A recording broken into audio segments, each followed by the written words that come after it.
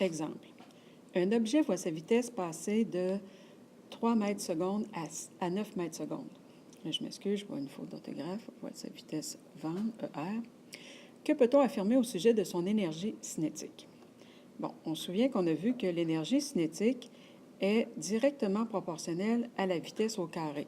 C'est donc dire que l'énergie va varier plus vite que la vitesse. La vitesse double, c'est pas vrai que l'énergie double, elle va quadrupler. Alors ici, comme on a entre la première et la deuxième situation une vitesse qui a triplé, on peut donc dire que l'énergie cinétique, quant à elle, va être 9 fois ce qu'elle était auparavant. Exemple 2. Une moto de 400 kg roule à 100 km/h. Quelle est son énergie cinétique? Bon, tout simplement ici, on a la masse du véhicule, 400 kg, et on a sa vitesse. Par contre, la vitesse est en kilomètres par heure, et nous autres, on doit la convertir en mètres secondes. On se souviendra qu'il y a un facteur de 3,6 entre les deux.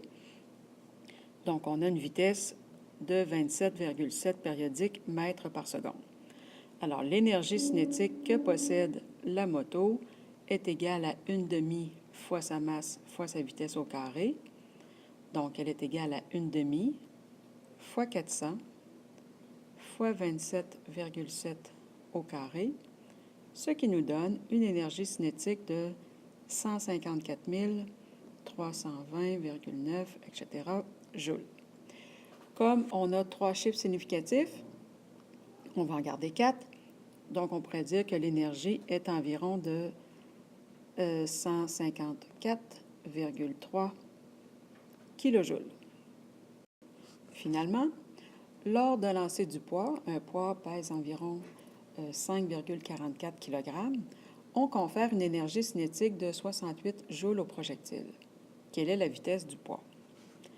Alors, ici, on a la masse de l'objet en question, on a l'énergie cinétique qui lui est conférée et on cherche sa vitesse.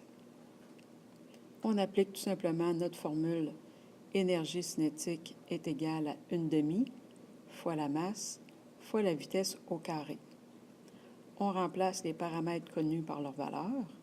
Donc, 68 est égal à 1/2 fois 5,44 fois la vitesse au carré.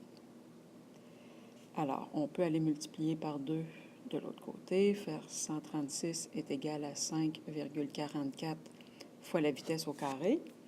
On se départit du 5,44 en allant diviser de l'autre côté. On obtient donc 25,18, etc., qui est égal à la vitesse au carré. Donc, pour extraire le carré, pour enlever le carré, on va extraire la racine carrée à gauche.